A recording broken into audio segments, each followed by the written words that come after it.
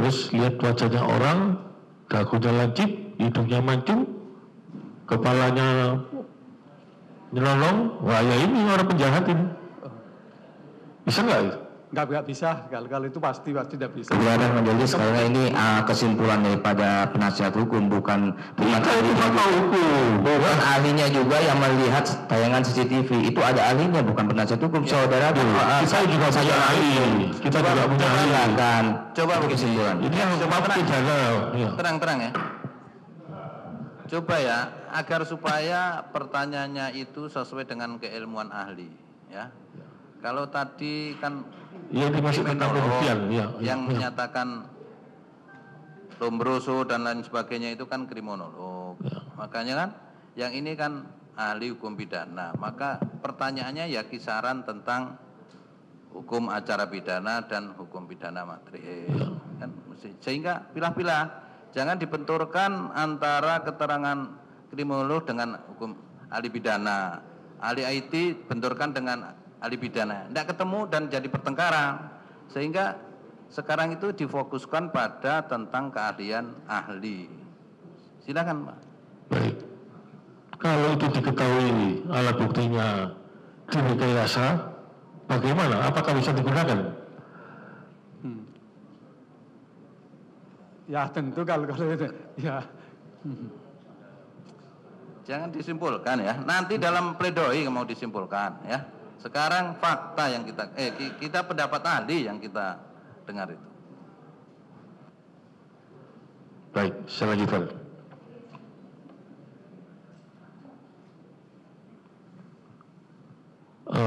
Dalam buku pidana, teori apis teori itu menyatakan harus mutlak indrawi. Kalau dibuktikan dengan indrawi. Namun dalam perkara ini banyak yang tidak dibuktikan dengan indrawi. Bagaimana menurut ahli? Biasanya hanya mengatakan bahwa saksi itu menerangkan apa yang ia lihat sendiri, yang dengar sendiri atau alami sendiri. Kalau yang di perkara ini saya kan nggak tahu, nggak ngikuti saya. Jadi ya, saya katakan dia harusnya seperti itu. Harus melihat sendiri, mendengar sendiri, mengalami sendiri, gitu.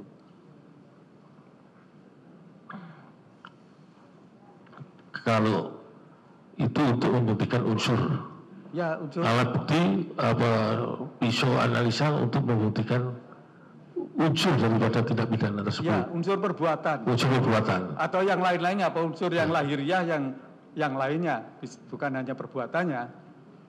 Jadi misalnya racun, alat bukti analisa untuk membuktikan perbuatan. Ya harus tahu racun itu, gitu kan.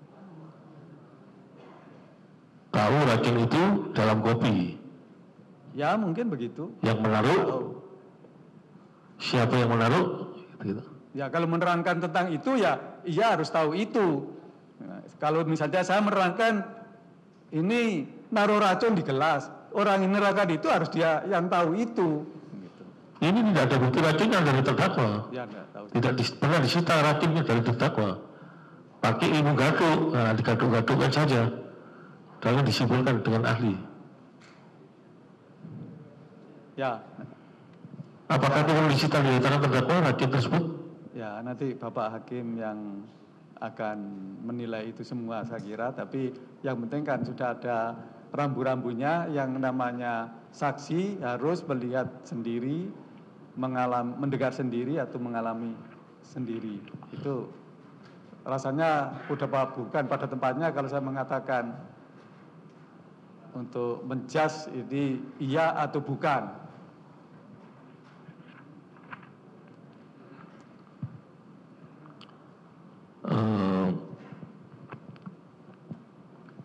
Ada lagi? Silakan. Saya lanjut ahli.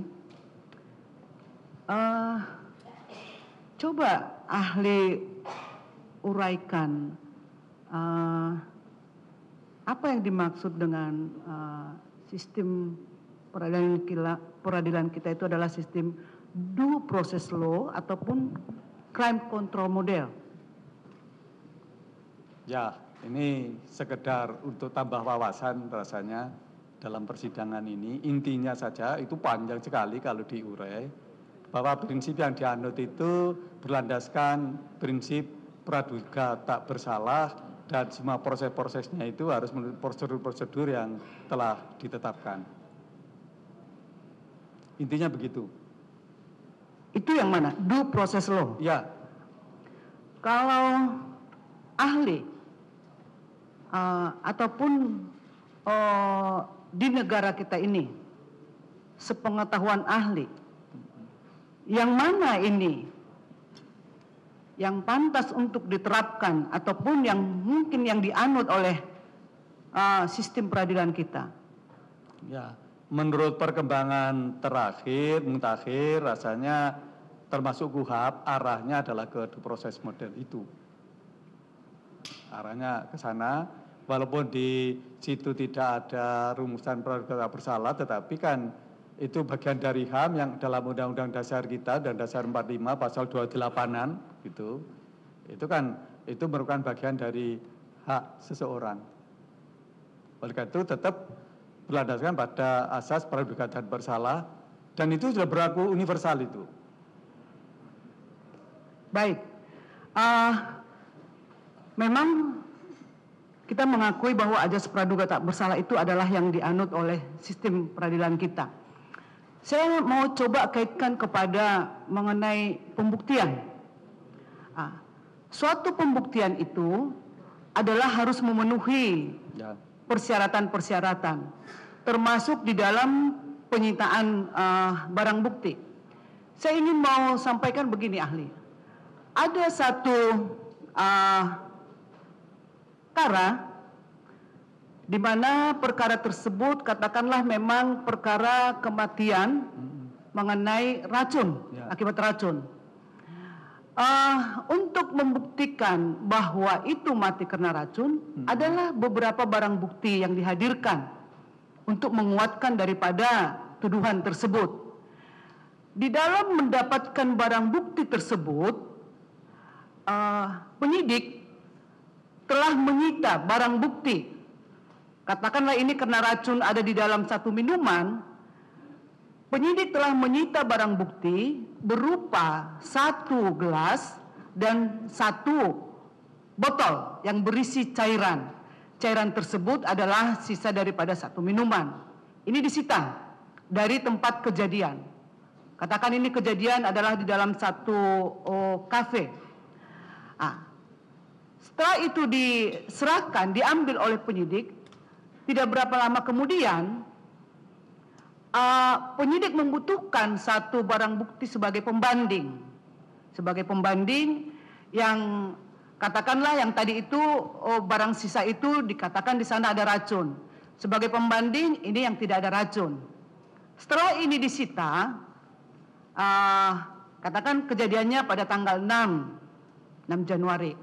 Setelah ini disita, dibuat berita acara penyitaan, kemudian tanggal 7 kebesokannya ini diserahkan kepada lapor untuk diperiksa.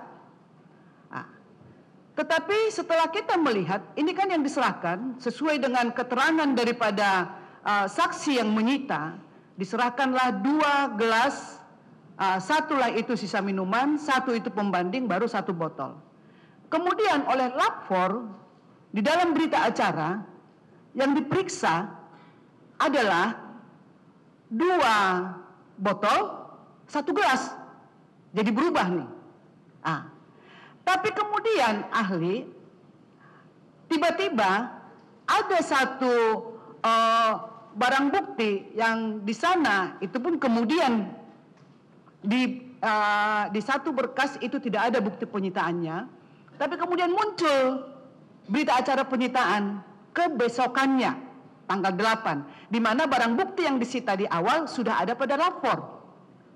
Tapi itu tanggal 7, tapi kemudian di tanggal 8 ada lagi di barang bukti. Kita nggak tahu barang bukti yang mana ini. Katanya ini barang bukti yang diambil kemudian. Menurut ahli, kalau seperti ini penyitaan